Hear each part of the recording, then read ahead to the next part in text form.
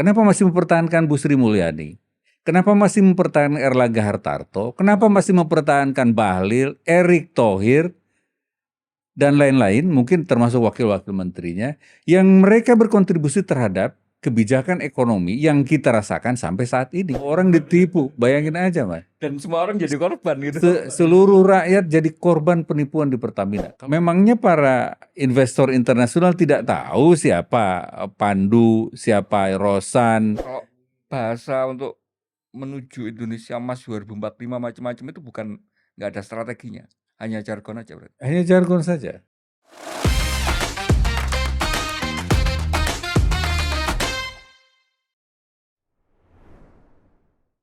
Salam Pancasila. Kawan, bertemu lagi dengan saya Winarko Ngantiwani di Ruang Dialektika. Seminggu atau 10 hari menjelang Lebaran, rasanya salah satu isu yang masih menjadi hal yang sangat dirasakan oleh publik itu tidak lepas dari masalah ekonomi. Kemarin kita dikagetkan dengan bursa efek Indonesia, IHSG-nya ambles gitu sampai terjadi suspensi saham atau penghentian sementara karena perdagangan itu kalau 5% turun tiba-tiba dalam satu hari ada semacam circuit breaker kayak Sikring itu harus lepas dulu sehingga nanti tidak sampai lebih parah itu. Ini terjadi dalam sejarahnya BI hanya terjadi di masa-masa yang sangat krusial, krisis ekonomi tahun 2008, kemudian COVID awal-awal, dan ternyata sekarang kejadian lagi.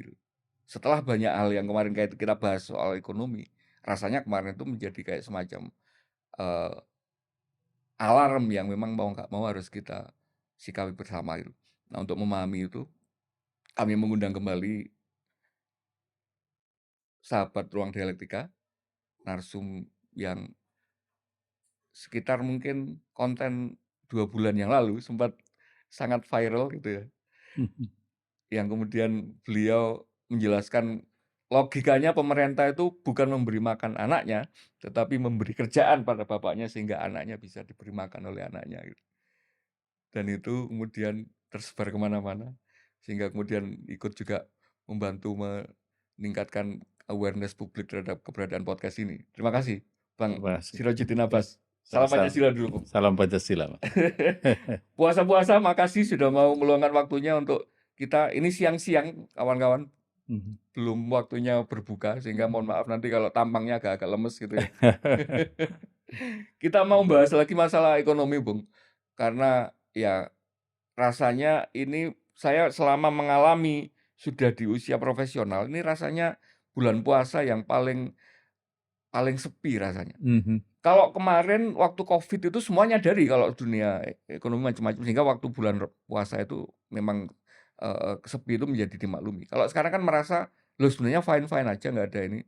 Tapi kenapa kok bulan puasa rasanya berat sekali gitu, orang jualan sepi, pasar takjil itu banyak yang nggak ada lagi gitu. Ada pun jadi sepi sekali gitu. Kemarin kemudian secara teknokratis kita dihadapkan pada kondisi IHSG tiba-tiba mengalami suspend. Ini ada apa sebenarnya kita, Bung? Sebenarnya kita baik-baik saja atau kita ini sedang mendekati krisis tapi nggak dikasih tahu sama sopirnya. Kita ini penumpang aja gitu kan. Tiba-tiba jurang sudah 10 meter di depan. Menurut Bung Abbas selaku ekonom gimana memahaminya ini? Well, ya terima kasih Mas atas undangan dialog kembali di dialog dialektika ini. Mohon maaf sebelumnya saya bukan ekonom, jadi saya tidak punya kompetensi untuk bicara ekonomi. Saya dilatih sebagai sarjana kebijakan publik. Developmental ekonomis lah kalau saya menghubungkannya bukan ekonom dalam pengertian yang standar gitu, tapi lebih pada kebijakan publiknya gitu. Ya, betul ya. Oke, terkait yang tadi, saya kira yang terjadi dalam seminggu ini adalah warning yang sangat keras kepada pemerintah Prabowo saat ini bahwa sejauh ini sampai bulan kelima beliau memimpin, beliau masih belum bisa menjalankan pemerintahannya sesuai harapan publik. Beliau belum bisa mengendalikan situasi. Dan jika tidak dievaluasi dengan menyeluruh dan segera, situasi ini bisa membawa pada risiko kegagalan pemerintahan yang sangat serius. Ini bukan soal kegagalan negara ya, bukan pada level negara, tapi kegagalan pada level pemerintahan yang dipimpin Pak Prabowo Subianto. Nah, apa yang terjadi kemarin adalah indikasi sangat kuat bahwa publik internasional lewat institusi keuangan dan investasi secara jelas mengatakan bahwa mereka belum percaya terhadap kebijakan ekonomi Presiden Prabowo. Sehingga inisiatif-inisiatif yang beliau gariskan sejak awal pemerintahannya, terutama di sektor ekonomi, belum cukup meyakinkan pasar bahwa kondisi ekonomi Indonesia menjanjikan ke depannya, dan Indonesia dengan indikasi seperti itu dianggap sebagai market yang tidak cukup menarik untuk mereka masuki. Nah, sehingga kalau kita bandingkan misalnya dengan tren indeks saham di Indonesia, di beberapa negara Asia Tenggara, kelihatan betul hanya Indonesia yang merah, negara-negara yang lain hijau semua. Jadi nggak ada alasan sama sekali kalau itu dari luar kan gitu kan. Atau juga itu mengatakan juga secara jelas bahwa modal yang ditarik dari Indonesia itu disebar ke negara-negara tetangga yang lain. Saya kira bisa begitu gitu. Dan situasi ini kan sebetulnya sudah dipahami pemerintah bahwa aspek yang paling dasar dari kehidupan ekonomi masyarakat yang sebetulnya menjadi andalan bagi pertumbuhan ekonomi Indonesia, karena selalu pertumbuhan ekonomi Indonesia itu ditopang oleh konsumsi. Karena populasinya besar, maka belanja rakyat itu menjadi salah satu penyumbang terhadap pertumbuhan PDB tahunan. Yang 5% itu disumbang oleh konsumsi. Nah, sekarang rakyatnya sejak COVID sampai saat ini itu belum mengalami perbaikan. Dan kalau kita cek data-data yang beredar saat ini, kita melihat masyarakat bukan lagi makan tabungan. Jadi tabungan mereka dia tarik untuk menutupi kebutuhan konsumsinya, tetapi mereka sudah mulai mengutang juga untuk mensupport kebutuhan konsumsinya. Nah, ini sangat-sangat serius gitu, dan kita menghadapi situasi ini gitu di tengah misalnya kepercayaan internasional terhadap Indonesia menurun, misalnya investasi banyak yang nggak jadi. Sementara sektor industri yang selama ini, terutama industri padat karya yang selama ini menopang tekstil, ya misalnya mendopang industri nasional kita yang menyerap lapangan kerja besar, sekarang banyak yang tutup. Hampir setiap hari kita mendengar ada TPT, elektronik, consumer goods. Betul. Nah, itu menjelaskan bahwa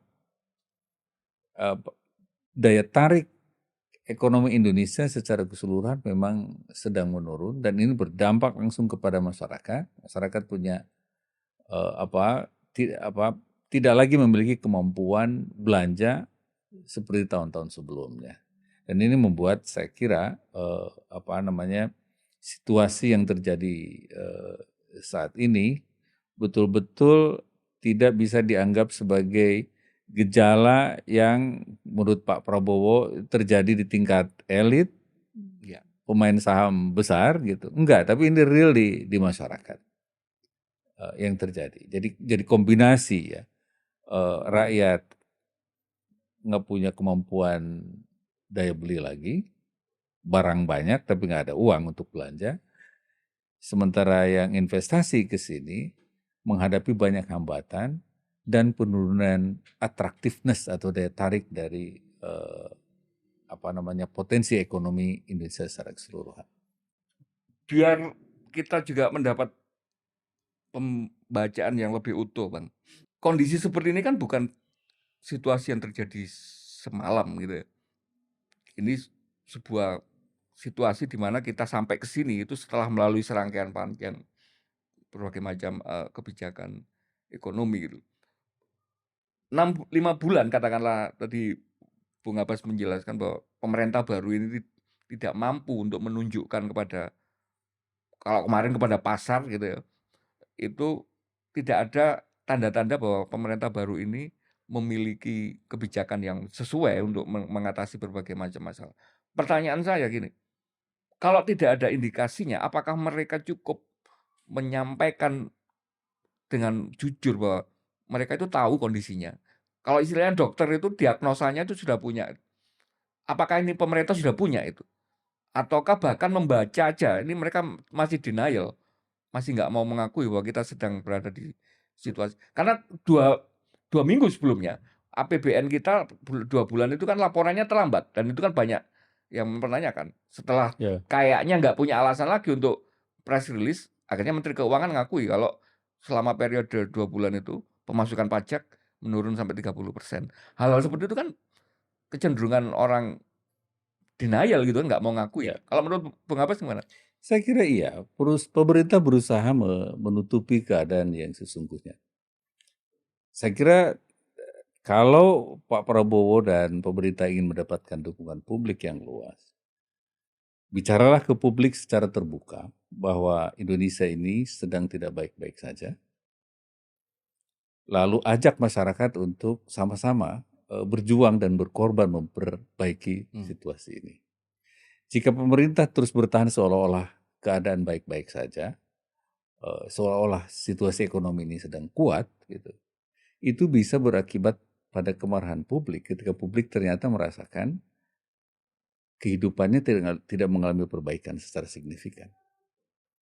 Nah, masyarakat kan juga memahami situasi bahwa problem yang membuat mereka tidak percaya kepada pemerintah juga semakin terakumulasi besar. Misalnya, korupsi besar-besaran terungkap, mulai dari Pertamina, semua orang kalau ternyata betul itu ya, semua orang ditipu, bayangin aja Mas. Dan semua orang jadi korban gitu. Seluruh rakyat jadi korban penipuan di Pertamina. Kalau itu betul ya, kita tidak tahu realnya, belum ada sidang tuh. Pupuk sekarang ada Mas. Minyak goreng lagi. Rakyat ditipu oleh itu. Nah, bayangkan apakah rakyat mungkin bisa membohongi sekali 2 kali. Masa seluruh rakyat mau dibohongin? Saya kira nggak akan bisa. Nah, tetapi kita perlu gali juga kenapa pemerintah kok seolah menutupi keadaan itu. Salah satunya, hemat saya adalah karena Pak Prabowo masih memboyong pemain lama di sektor ekonomi yang dulu turut merancang dan menjalankan kebijakan ekonomi itu. Wong kalian yang bikin kayak gini gitu kan. Iya. Kalau mengakui itu kan berarti mengakui selama 10 tahun kemarin mereka salah gitu kan. Iya. Dan saya kira ini ujian untuk Pak Prabowo. Mau sampai kapan Pak Prabowo memelihara tim ekonomi yang dulu pernah berkontribusi terhadap penciptaan keadaan buruk seperti saat ini? Kenapa masih mempertahankan Bu Sri Mulyani? Kenapa masih mempertahankan Erlangga Hartarto? Kenapa masih mempertahankan Bahlil, Erick Thohir, dan lain-lain, mungkin termasuk wakil-wakil menterinya, yang mereka berkontribusi terhadap kebijakan ekonomi yang kita rasakan sampai saat ini. Jika ini terus dibiarkan oleh Pak Prabowo, bagaimana mungkin kita bisa membangkitkan kepercayaan publik, baik publik dalam negeri maupun publik internasional terhadap kebijakan-kebijakan ekonomi yang dijalankan oleh pemerintah saat ini. Jadi warisan itu kalau waktu penyusunan kabinet itu kan ada guyonan seloro kabinet second itu ya. Ini nggak mewarisi the winning team gitu ya, tapi mewarisi tim yang justru menciptakan kondisi kita saat ini seterpuruk ini gitu ya. Saya kira iya. Pak Prabowo memelihara jaringan kronisme yang sudah terbangun sekian lama.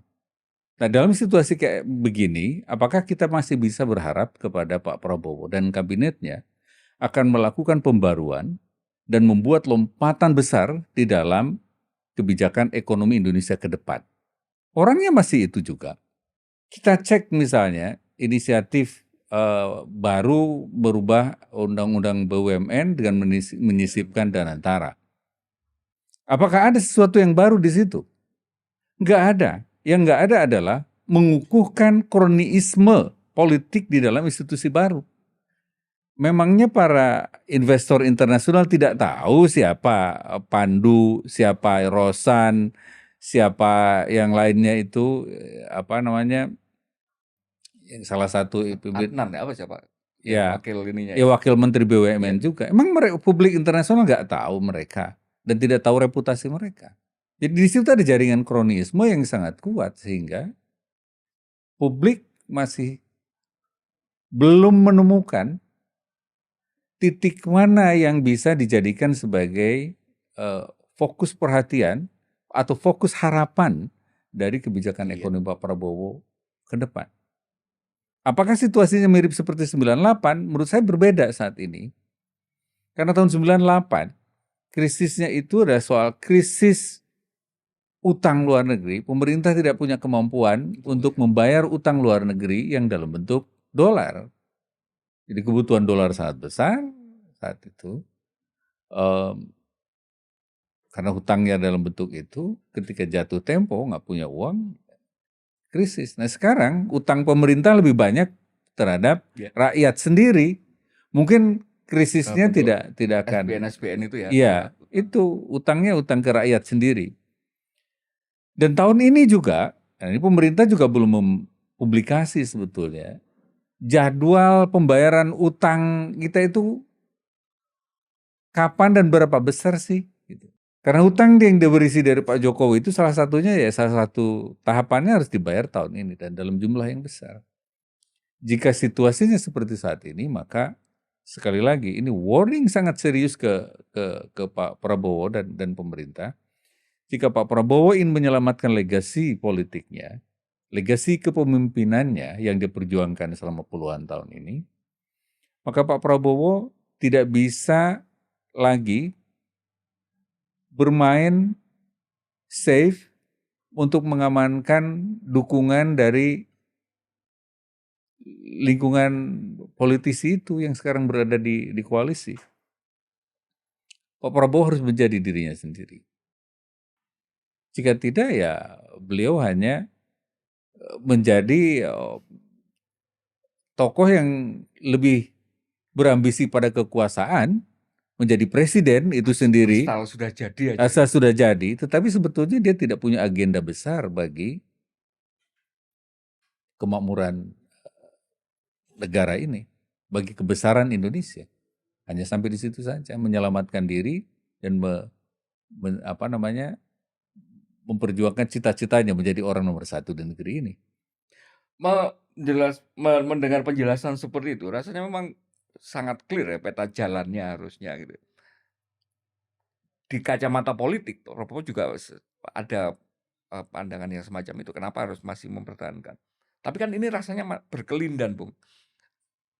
Yang jadi pertanyaan besar itu adalah apakah insentif atau disinsentif Prabowo untuk melepaskan diri dari kekuasaan penguasa sebelumnya ini sesuatu yang by necessity karena kemudian dia merasa menjadi kebutuhan untuk menjadi pemimpin atau karena terpaksa.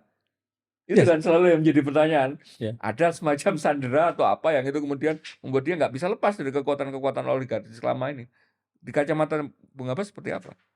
Ya bisa jadi kita bisa melihat Pak Prabowo tidak sekuat yang dipikirkan orang. Kenyataannya kalau lihat seperti saat ini. Kita lihat besarnya ketergantungan beliau ke Pak Jokowi misalnya untuk dapat dukungan publik. Ketergantungan beliau ke Pak Luhut misalnya ternyata besar juga. Dan lain-lain lah ya. Terutama ke konglomerat, saya kira kelihatan betul.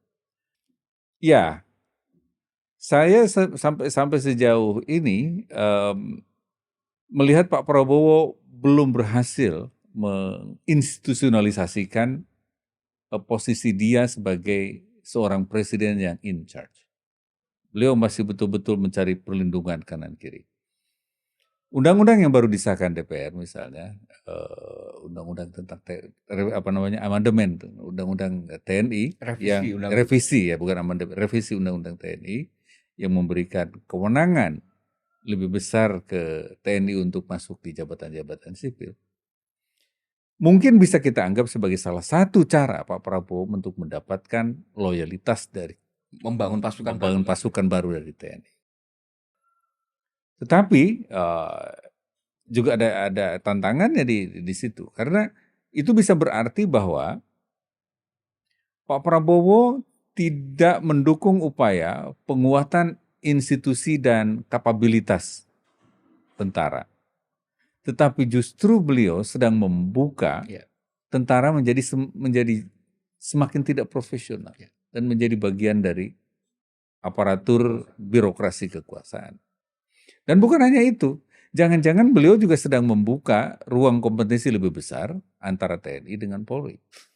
Nah ini salah satu saya kira yang perlu dicermati lebih lanjut soal arah dan bagaimana Pak Prabowo mengkonsolidasikan posisi presidensinya dalam beberapa bulan ke depan.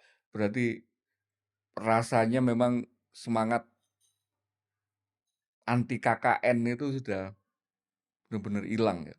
Saya kira orang sudah lupa, bahkan sekarang sudah diinstitusionalisasikan. Karena seingat saya, ya mungkin Bung Abbas lebih senior dari saya saat itu, KKN itu kan bukan hanya sekedar mantra atau jargon demo gitu kan. Tapi itu kan sebenarnya racikan dari berbagai macam analisa yang menyimpulkan ya memang penyakit bangsa kita itu KKN itu gitu kan. Dan sekarang sedang dirayakan.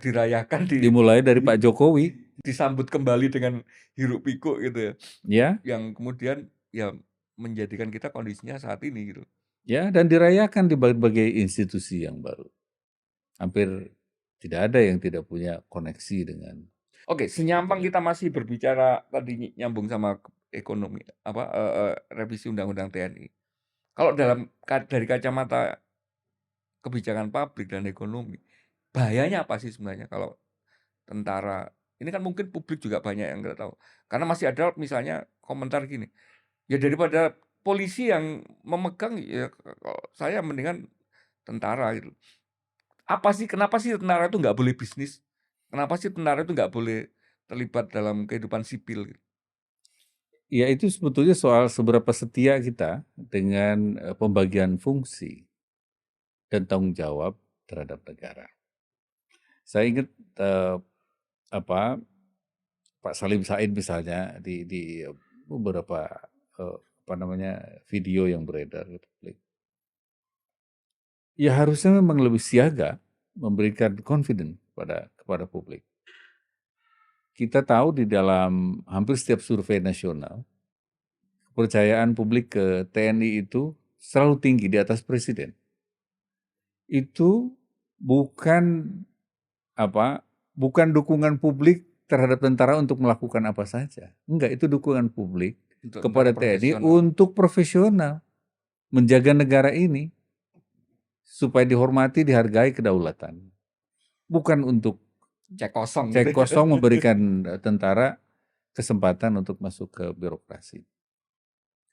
Nah, problemnya itu bisa membuat tentara menjadi tidak prudent, tidak aman, terbuka terhadap pengaruh yang tidak relevan dengan pertahanan negara. Karena menjadi bagian dari pelaku birokrasi, bahkan mungkin juga jadi pelaku bisnis juga, karena bisa masuk ke BUMN, bisa masuk kemana-mana seperti dulu. Dulu kenapa di tahun zaman Pak Harto itu sempat diterima dengan baik. Tahun 70-an sampai tahun 90-an. Nah, ingat pada saat itu, konteks globalnya perang dingin. Dan cara pemain ekonomi internasional ini mengamankan investasinya di negara-negara berkembang saat itu adalah dengan memastikan dipimpin oleh orang-orang kuat, ya militer. Dan tahun 70 sampai 90 orang-orang terdidik di Indonesia juga masih sangat sedikit. Karena jika ingin membuat program secara efisien dan cepat, ya jalur tentara yang paling memungkinkan. Instruksinya gampang. Gampang. Tetapi itu ada konteksnya, ada konteks makronya yang memungkinkan itu bisa berjalan. Sekarang udah nggak ada, hanya tinggal Myanmar yang punya itu. Sama Korea Utara mungkin. Korea Utara. Konteksnya sudah berbeda. Maka bayangkan itu jika dealing bisnis misalnya atau lewat birokrasi seterusnya dihadapi oleh gaya militer. Karena berbeda kulturnya, berbeda tujuannya juga. Nah, dalam kondisi dunia yang seperti saat ini, tahun 2025 saat ini, konteksnya sudah tidak lagi mendukung untuk itu. Ditambah, itu tadi, sekarang kemampuan sipil sudah jauh lebih kuat. Yang belum kuat itu adalah pada aspek penegakan hukumnya. Penegakan hukum yang sampai saat ini belum menunjukkan progres menggembirakan. Nah, itu soal komitmen presiden juga saya kira terhadap penegakan hukum. Iya, ini juga menjadi kayak semacam apa ya, perennial isu ya, nggak pernah selesai rasanya kita menuntaskan gitu. Penegakan hukum, pencegahan korupsi, kita sudah melaksanakan ini hampir 30 tahun kalau terhitung sejak kesadaran itu mulai muncul gitu ya. Kalau sejak terhitung reformasi 25-26 tahun. Kelembagaan sudah ada, institusi sudah dibangun, praktek-praktek terbaik rasanya nggak kurang untuk diadopsi. Kenapa tapi susah sekali Bung untuk masih sedemikian masif, masih sedemikian mempengaruhi kehidupan bernegara kita. Ini apa sih yang salah dengan kemudian pendekatan terhadap penegakan hukum dan pencegahan korupsi ini? Iya, berat sekali memang kalau lihat kompleksitas ekosistem yang saling terkait dengan itu. Salah satunya saya kira yang fundamental menurut saya ini soal sampai sejauh ini pemerintah belum berhasil membangun agenda yang jelas tentang bagaimana strategi mengangkat negara ini menjadi negara yang lebih baik. Nggak punya hampir strateginya. Kalau bahasa untuk menuju Indonesia Emas 2045 macam-macam itu nggak ada strateginya, hanya jargon aja berarti. Hanya jargon saja, karena strategi harus diturunkan menjadi pilihan-pilihan kebijakan yang clear dan tegas ke bawah. Misalnya gini, soal Indonesia Emas, semuanya angin-anginan, tetapi saling tidak koheren sampai ke bawah. Kalau tidak koheren ya bisa saling menegasi. Salah satu contoh inkoherensinya itu sederhana saja. Indonesia sedang menarik kepercayaan publik internasional untuk masuk ke Indonesia, investasi supaya menciptakan lapangan kerja yang baru di sini. Tapi berita tentang korupsi itu bermunculan hampir bersamaan. Mana yang bisa meyakinkan publik internasional misalnya untuk masuk ke Indonesia? Itu kan saling menegasi, Mas. Jadi akhirnya poco-poco. Ada yang rame. Mungkin agak terlewat karena di tengah situasi ada banyak kasus yang lebih gede lagi. Ada teman posting itu di Jawa Barat, nggak jauh dari Bandung.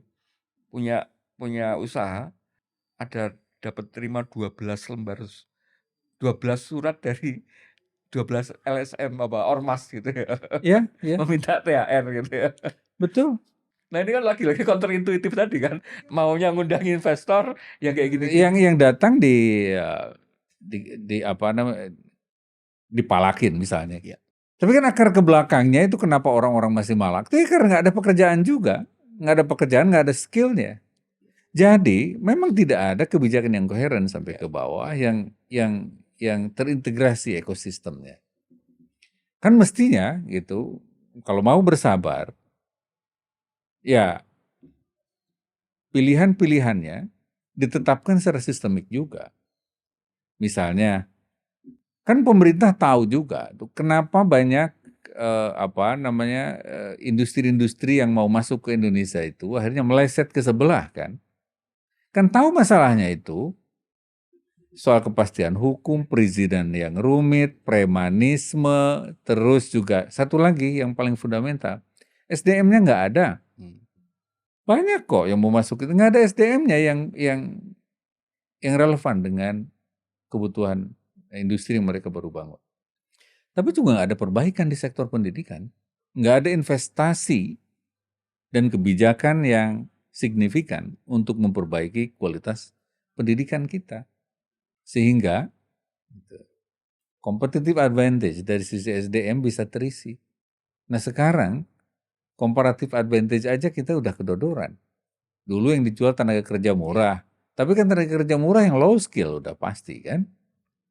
Tanah yang murah, SDA dan lain-lain. Tapi kan SDM-nya lemah.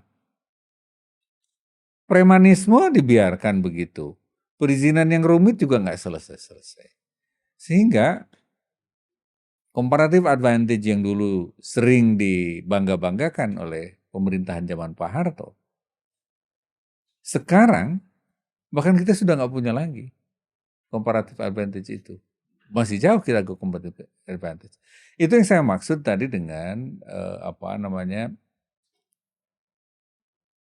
pemerintah sampai saat ini belum memberikan strategi yang koheren tentang bagaimana membangkitkan competitive advantage kita supaya bisa mengundang investasi dan menciptakan lapangan kerja di sini dengan daya tarik yang tidak lagi bergantung pada daya tarik bahan-bahan mentah sumber daya alam. Saya tuh paling gemes itu melihat penjelasan seperti itu memang, dan ini seringkali kayak semacam menjadi kayak betapa kita itu nggak pernah belajar gitu ya.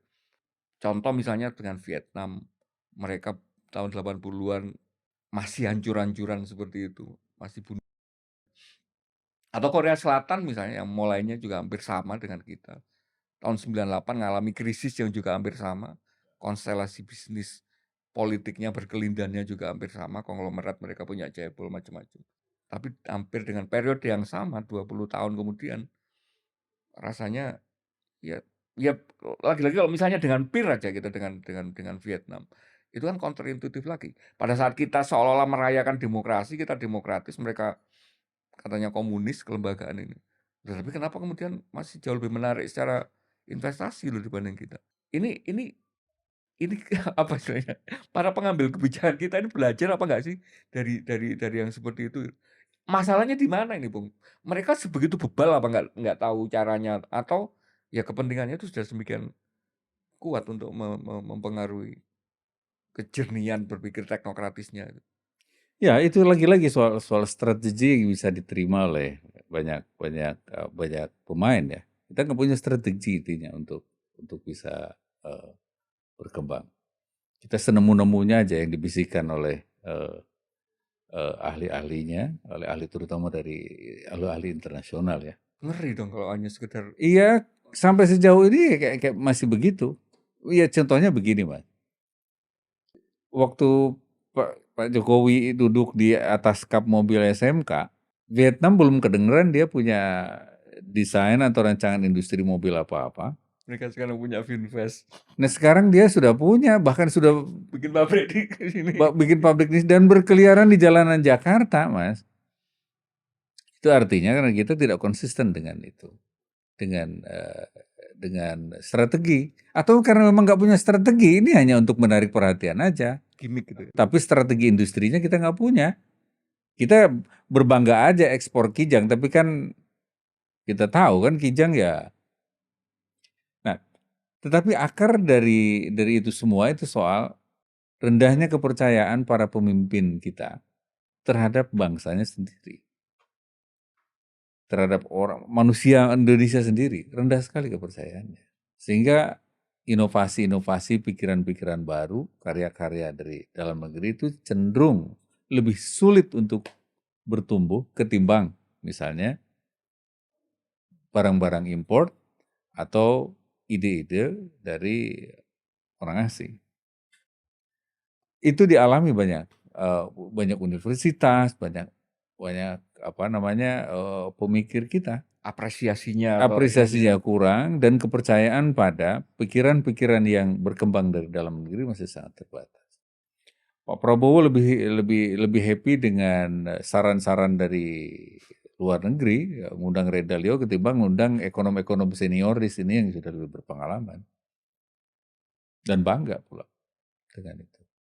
Nah, ini salah satu gejala yang terjadi bukan hanya di Indonesia, Mas. Di sebagian ada studi yang ya semacam post-colonial mentality gitu, mentalitas post-kolonial. Ada studi sosiologi yang dilakukan di Afrika. Ternyata terjadi juga yang mirip seperti di Indonesia. Para penguasa ini ternyata berusaha mengimitasi bekas-bekas penjajahnya. Ketika dia ada di kekuasaan, di pimpinan-pimpinan bisnis, dia mengimitasi perilaku, cara berpikir, orang-orang yang mereka menjajah mereka dan dulu. berhubungan dengan penjajahnya dulu. Padahal orang situ juga gitu, sama-sama.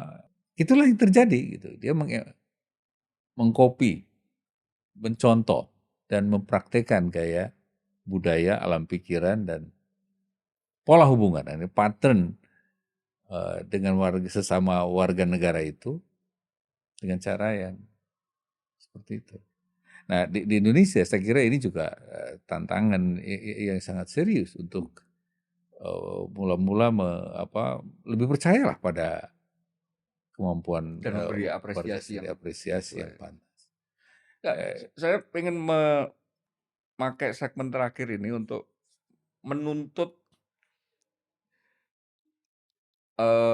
panduan akademisnya dari Bung Abbas ini. Kita sudah membaca berbagai macam kondisinya tadi gitu ya. Berbagai macam konstelasi dan posisi pemerintah yang masih lemah gitu. Bantu kami untuk kemudian apa kita biarkan aja tetap seperti ini, kita jadi penumpang yang nggak bisa mempengaruhi kebijakan dari sopir ekonomi kita ini, atau memang ada nggak sih sebenarnya pola yang bisa dipakai gitu ya, yang proven lah katakanlah, yang itu kemudian bisa ya sebagai peta jalan sehingga publik itu ketika menuntut pemerintah itu tahu ada ini loh yang kita mau gitu dalam kebijakan ekonomi. Kalian mengambil mau mendatangkan investor tapi preman kalian biarkan, tentara, polisi jadi ini di jalanan. Nah, itu kan butuh gambaran gambaran konseptualnya itu untuk mendorong itu. Saya mau nuntut Bung Abbas untuk bantu ajari kami untuk konseptualnya. Ada nggak sih sebenarnya cara yang bisa dipakai untuk kita lepas dari, saya nggak tahu jebakan atau apa ini, kutukan apa ini? Ya itu saya kira bisa kita belajar dari model-model di negara yang lain ya, untuk bagaimana mereka, dua hal saya kira yang paling menonjol. Misalnya bagaimana Cina bangkit dari 100 tahun humiliasi atau ya penghinaan yang mereka terima dari Ya, Eropa. itu luar biasa. Mereka ke dalam saya kira.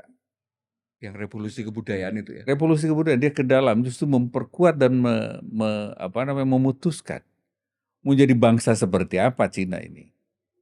Sehingga dia mengambil keputusan-keputusan yang strategik, jangka panjang, dan menerima pil pahit yang kalau memang harus diobatnya untuk bisa nyampe ke sana. Membongkar akar feodalisme itu kan ternyata sakit Iya, sekali kan.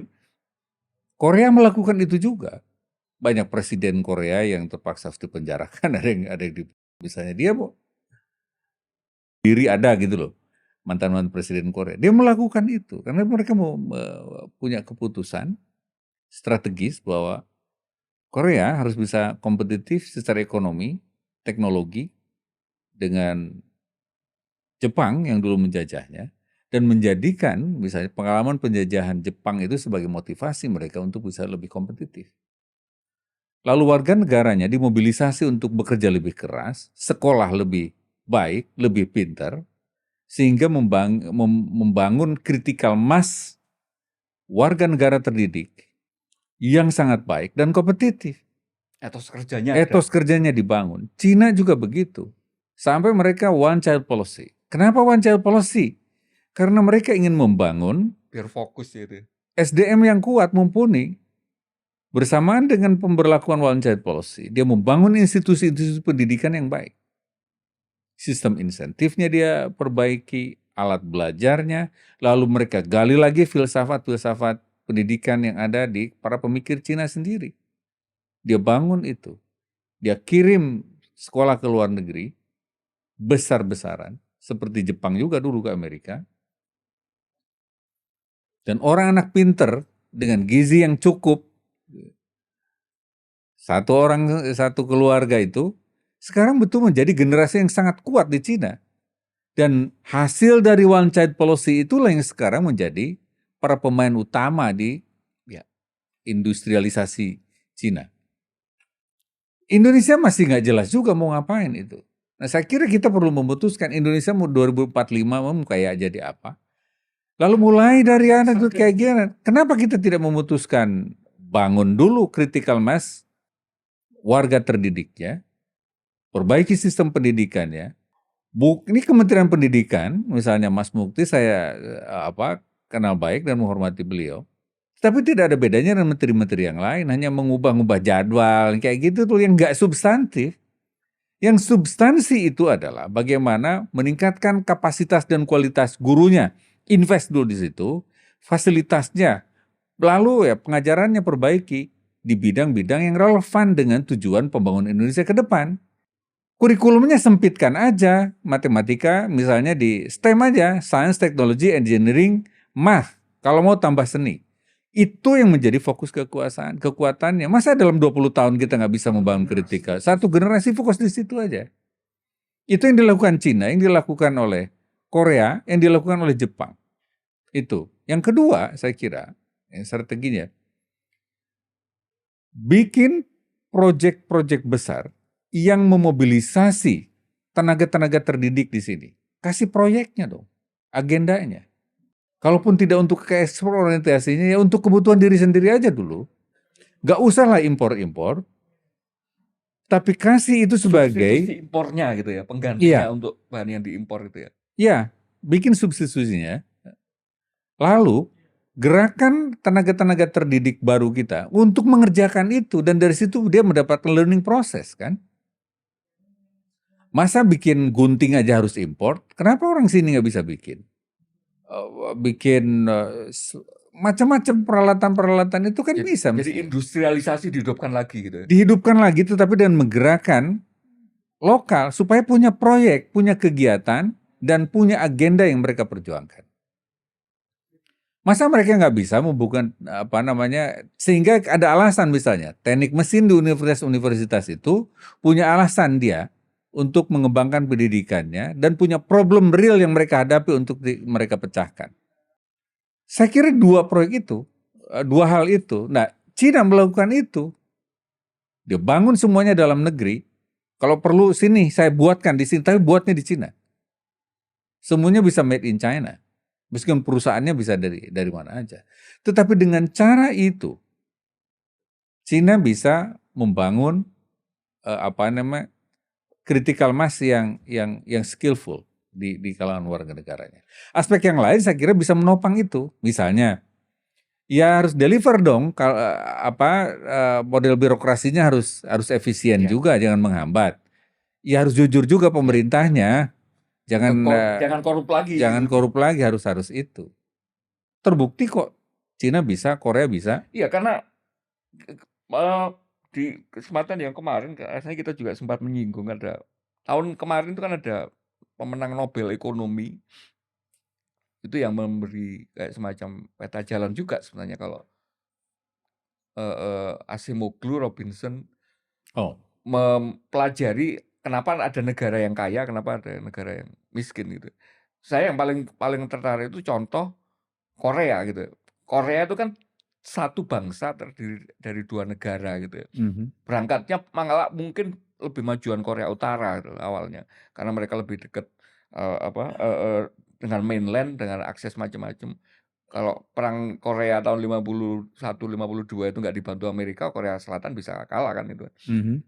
Tapi kemudian dengan pendekatan yang berbeda, kebijakan yang berbeda, jadinya hari ini Korea Selatan sama Korea Utara itu bumi dan langit kan itu kan. Secara kemajuan ekonomi, kesejahteraan dan sebagainya. Orang yang ngomongnya sama, budayanya sama, bahkan kultur sejarahnya itu sama gitu. Dengan hanya beda garis paralel 43 itu, yang satu jadi negara paling diktator, miskin, yang satu salah satu negara yang paling maju di Asia. Tapi kan kita ketika melihat itu sekarang, itu kan nggak nggak ngerti prosesnya. Itu kan bisa jadi akan kelewatan, apa sih yang dilakukan berbeda ini kan gitu kan. Nah, kenapa kita nggak bisa mencontoh yang dilakukan berbeda itu di kita misalnya di Indonesia? Ya, ya, Robinson ya dengan Acemoglu kan institusi. Ya artinya kan sistemnya, kulturnya, aturan mainnya memang harus kuat. Budaya ya, gitu. Institusi terutama dalam pengertian itu. Itu kan bisa kita ciptakan sesuatu yang baru. Nah, yang kita sudah ciptakan adalah yang opposite-nya, yang justru yang namanya self-inflicted wound gitu. Jadi ya yang setiap saat kita yang bisa melukai diri sendiri. Nah, ini ada baru tulisan misalnya yang di Bloomberg.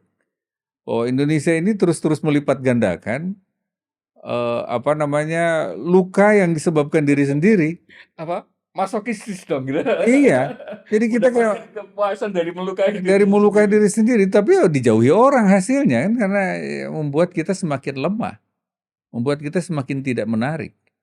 Ya, itunya saya kira ya konteks ininya ya bagi dua kebijakan, dua model strategi progres di negara itu ya institusinya ya itu memang prasyaratnya yang harus diperbaiki. Pemimpin-pemimpin yang mana yang bisa? Ya tentu saja kita nggak bisa berharap Pak Prabowo misalnya Iya. saat ini bisa menangani itu sendiri. Tidak, dia harus didukung masyarakat juga gitu. Supaya dia bisa memperkuat posisi politiknya, tapi tanpa harus bisa misalnya kebablasan menjadi diktator. Benevolent diktator gitu.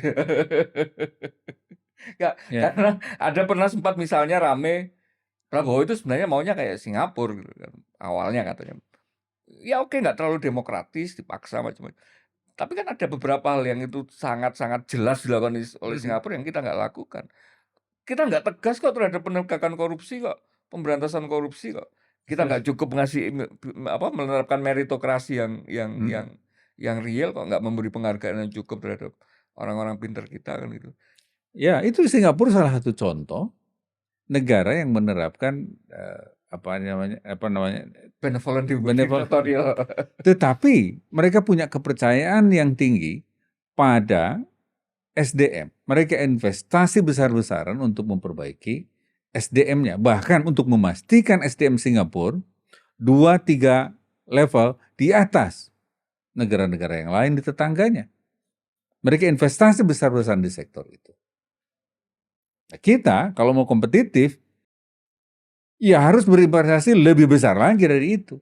Baru kita punya harapan jangka panjang kita akan memperbaiki negara ini dengan sistematik. Nggak bisa instan. Kalau pengen instan ya kita pasti akan menyesal. Ganti orangnya doang, ganti pemain seperti kita ribut-ribut kemarin. Ribut sebentar, hanya ganti pemain. Tetapi sistemnya, di mana orang itu akan beroperasi, masih tetap sama. Ya apa gunanya perubahan kalau hanya itu? Jangan cuman LPDP dong, tapi anak-anak itu habis pinter sekolah balik sini. Sediakan environment yang itu kasih proyeknya, tantangannya. Ya waktu itu Pak menterinya yang sebelumnya nggak apa-apa deh kalau pulang, kalau nggak pulang dulu cari dulu kerjaan kayak nanti akan cari dulu kerjaan di luar nanti pulang ke sini. Ya benar ada benarnya juga India sekarang sedang panen. Iya, yang IT Gitu. IT itu ya. Iya, nggak apa-apa saudara. Nah sekarang pulang juga gitu. Tetapi di sini akan ketinggalan jauh. Maka pemerintah harusnya sediakan dong proyeknya di sini, agendanya yang punya efek long term, yang bisa memperkuat pengalaman dan kepercayaan diri SDM Indonesia. Jangan diragukan terus, jangan dihinakan terus. Ya gitu. Yang dijanjikan sekarang oleh pemerintah itu soal gratisnya aksesnya, tapi so what? Iya. Gitu. Bukan itu yang mereka harapkan. Tapi kepastian bahwa mereka ketika sekolah ini dan setelah sekolah ini, mereka ada sesuatu yang sedang mereka kerjakan. Ada pertanyaan, ada agenda yang sedang mereka carikan jawabannya, dan agenda yang sedang mereka carikan, mereka perjuangkan untuk diatasi. Anak-anak China itu misalnya sekolah ya dengan agenda, dia punya sesuatu yang dia ingin perbaiki. Di sini anak-anak IPB misalnya di sana belajar pertanian, tapi nggak ada industri pertanian, Iya, semua iya, jadi apa? iya, Ya kembali akhirnya apapun yang bisa nerima mereka bekerja kan akhirnya. iya, iya. Jadi Jadi tidak mengalir menjadi kekuatan yang terkonsentrasi, jadi tersebar kemana-mana.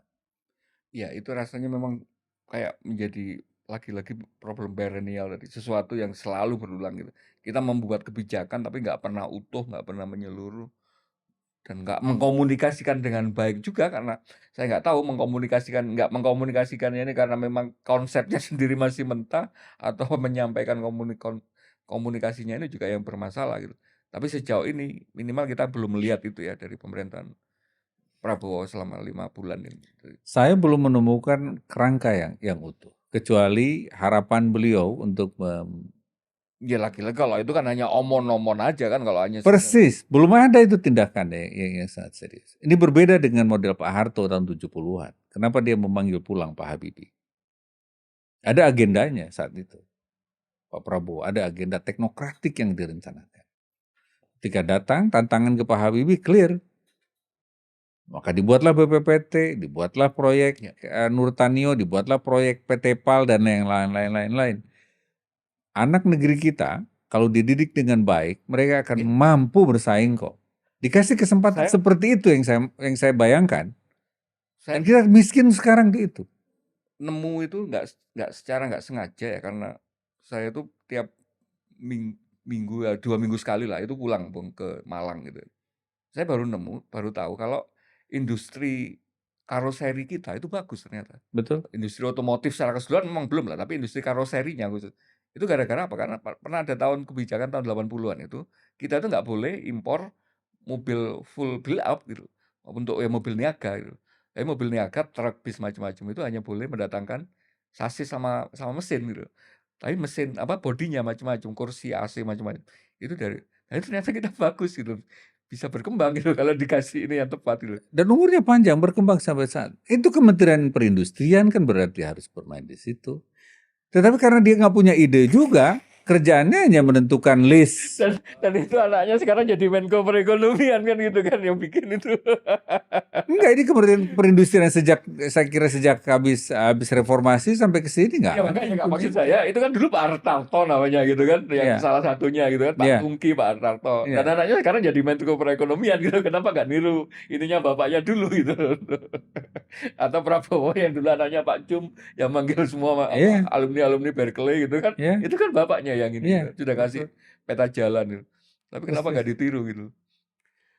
Mudah-mudahan ini tidak membebani kawan-kawan ruang dialektika untuk menyongsong lebaran gitu ya, karena tayangan kami ini akan ditayangkan mungkin sekitar beberapa hari sebelum lebaran gitu. Tapi memang niat kita selalu untuk menjadikan forum ini ruang untuk ya tadi dialektika gitu kan, untuk memberi ya sumbangan pemikiran lah. Karena saya percaya benar seperti yang Bung sampaikan tadi, kalau kita ini mampu kok, kita punya banyak pakar, kita punya. Masalahnya kan kemudian nggak pernah ada yang mengorkestrasi ini sebagai sebuah resources yang bisa untuk memajukan. Bung Abbas, terima kasih banyak. Terima kasih atas wawasannya, atas insight-insight-nya. Kita ketemu di ruang dialektika berikutnya. Salam Pancasila, Bung. Salam Pancasila. Terima kasih.